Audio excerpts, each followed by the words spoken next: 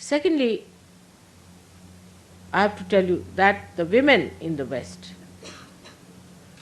have changed their styles, which is very, very dangerous for their society.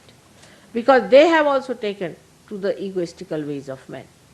So if men have gone, say, 10 feet, they have run after them again about, say, 8 feet, and pulled back men even to go further than that. Now this is completely crossing your egos, because women do not have such possibility of egos normally. So competing men in ego, what you did, you have lost your complete maryadas of a woman. There's no maryada of a woman. Man has a maryada of a man. If a man starts behaving like a woman, he is not a man. In the same way, the women, if they start behaving like men, then they are no more women. They have lost their maryadas, they are out, so they get possessed. And that's why women, when they are egoistical, they become horrid. Their faces become horrid, they look horrid, their whole behavior is horrid. They can become dry like bean sticks, you see, and could be so hard as to hit you like an iron rod. They say the lady with the iron rod in her hand. All this happens because we have a maryada. We are the style as we are. If it's a rose, it's a rose. Be happy that you are a flower of rose. Now the rose wants to become the thorn.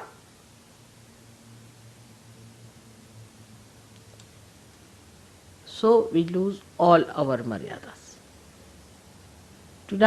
Today I will be speaking to you before we start this here, when the people are coming before that, to the ladies and tell them what's gone wrong with them. And that is how you must know that the plight of the West is not by men but by women. Women have ruined the society of Western society. It's the Indian women who have kept the society intact. All my really thanks to their solid behavior towards life. It is the women of this country who have ruined all that was so delicate, emotional, beautiful, love, affection, compassion. Women are there to give joy and happiness and emotional security to the whole society. While they take over, do this, keep that, do that. Even the husbands have become just like servants in the house. You haven't done the cleaning properly, you haven't cleaned the kitchen properly. I went to England, I was surprised, all kitchen cleaning and all that is so well done in England. You see, you have everything for cleaning this, cleaning that. I said, why it has happened? It's the men, you see, they had to do it, so they found out all the ways and methods. Has to be sparkling, all right. Sparkling you want, I'll get you such a thing that if you put in your hand will burn. All the acid is put everywhere. With a big glove in the hand, put it everywhere, right? And everything gets on. Then the children, you see, suffer. Because that's the job of a gardener. Beautiful things that are born, to be looked after with that kindness. But you overindulge into your children in the beginning. A mother is like a gardener. She has to prune also. She has to cut also. So the growth is all right. If your child is spoiled, you are no good a mother, useless you are.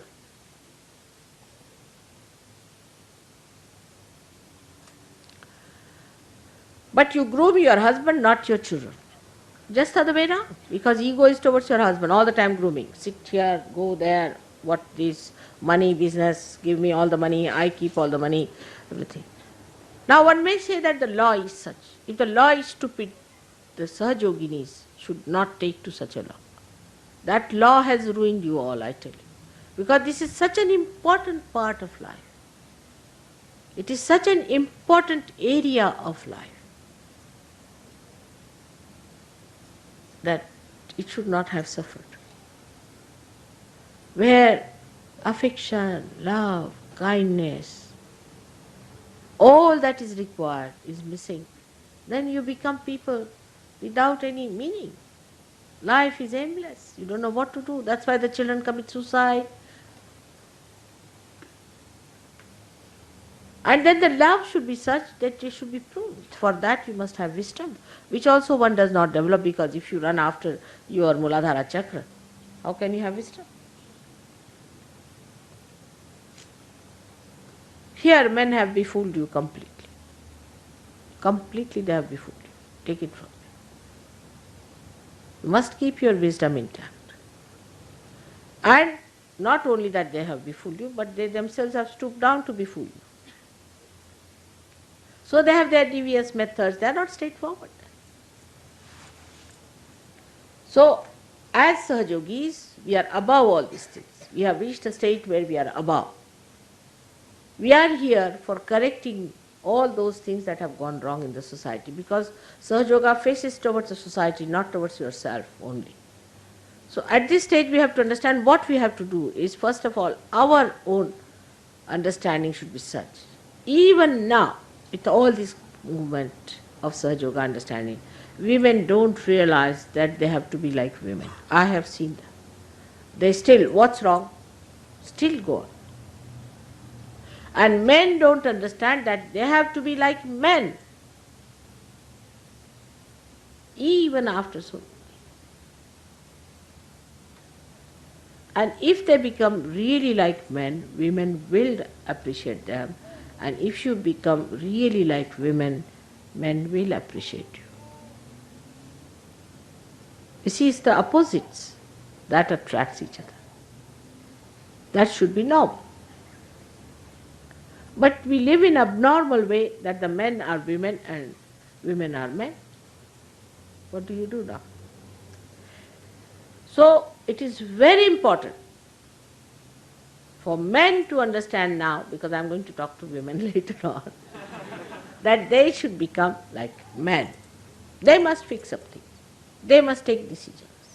They must be the one who must rule. But that's outward. Actually, it's the source, is the woman.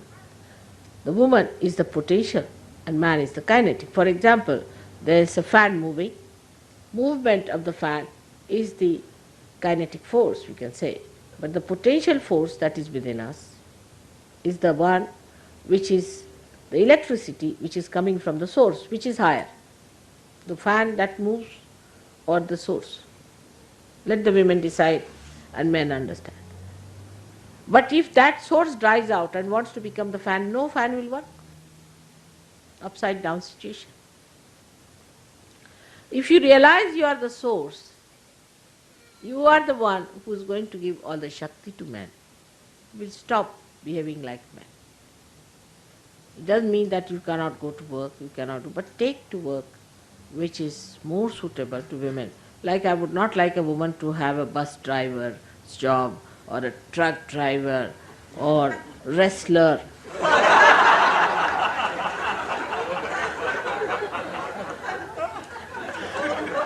No, I'm not telling, I'm telling from experience. Once I was traveling, I was a student at that time in Lahore, you see, and I was traveling by train. And at some station, you see, the train stopped in the night. And a lady came. And she said, open the door for me. So I said, it's so crowded, all right, I'll try. And she said, if you don't open, I can break it. I said, how can you? She said, you don't know who I am? I said, who? She said, I'm Hamida Bano. I said, who's Hamida Bano? The wrestler lady. Oh, Baba. I said, thank God. I'll open. I said, if you are a wrestler lady, why are you coming in the ladies' department? Why don't you go to the men's? And she pushed the door so violently, she came up, I looked at her, I said, wow, what a person.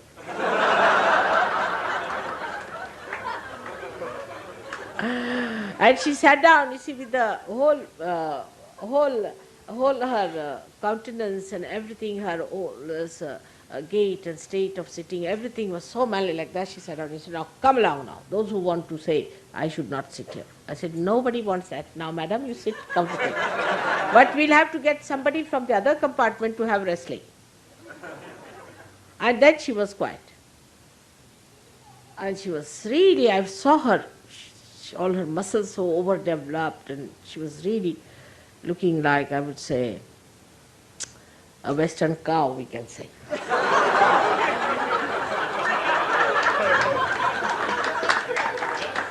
Like the cows here look like buffaloes, not like cows.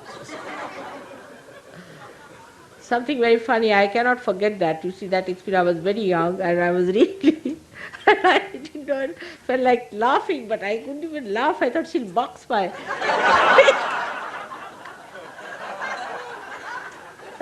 So this is what it is, that we are ending up there, must know that. How far are we going? Are we going to become wrestlers? So this is what it is. One has to learn that it has been there for ages. Ages it has been there. I have seen, I've read books, some books, old books, I've seen some films also, where they have shown, even in olden times, the women used to have broom in their hand, sitting their husband sort of thing. We do have some of them, blessed in India, but there are very, very few women like that. Not a big number. But it may increase, God knows. See? So keep your fingers crossed. But I would say that this is what is happening.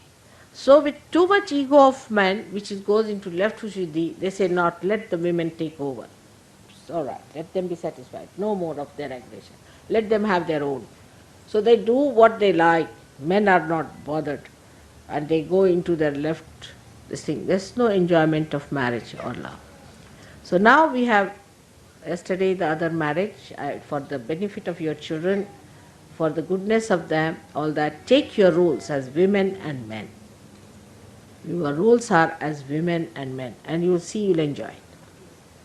The quarrel should be on that role. The man wants to do something for you, should say, no, no, no. How can you do? That's too much for me. Let me do this work.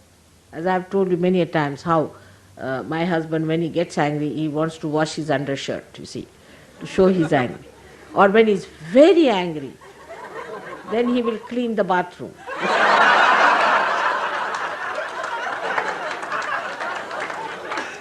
But he does it so badly that I know that he has done. I feel like laughing, but I dare not, because I must keep his spirit on.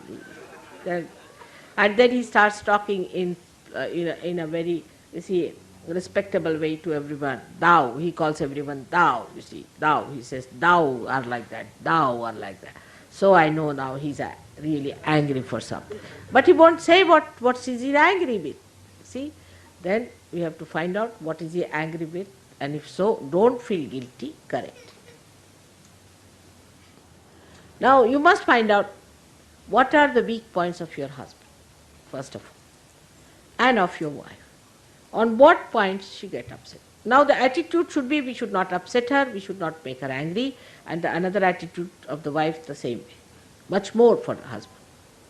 So now what are the soft points on which he really gets upset? Just study. It's very simple. I laugh at it. Don't take it seriously, but be careful to avoid that. Now also find out what makes him happy. Like if I'm really, sometimes I never get angry, as you know that, I never get angry. But if I am showing off my anger, just let it be, it's all right, sit down. You understand, Sergio? All right. So, now how to show that, how to neutralize an anger of a person. Say now, supposing I am trying to show, if you put a child in my lap, finished, anger is gone. I cannot show anger with a child on my lap. It's simple. So you must find out, like my husband, you see, if he is angry, supposing, I know him, then if I tell him that, what about getting me a nice sari? Ah, finished, then he is very happy. He's saying, I have done him the greatest favor. See, like that. You see, you must find out what thing pleases your husband, what thing pleases your wife, and neutralize it. And you see, little things like that you must learn. This is the art of living. This is the art of living as a yogi life. The art of living is how with little few things, you see, how manage. Now you must have seen how in my lecture I say quite serious things, but in your bubbles of laughter, it just settles down in your mind. That's how you should do it. Because humor is one of the greatest thing that puts the thing through, makes the person understand, and it doesn't harm anyone. That's how things improve. And when you see that you are settled down in peace, that's the first thing a husband wife must do, is to settle down in peace. Children feel all right. Everyone feels all right. And then gradually let it correct. You have no responsibility of correcting each other. Remember that this is meant for you when you are not Sahajogis. Today it is not meant for you. So you won't feel guilty. First remember, you are Sahajogis, you are my children, and I love you very much, very, very much. So please have confidence in yourself, complete confidence in yourself. All right? That's the greatest thing you can give me today as a present. May God bless.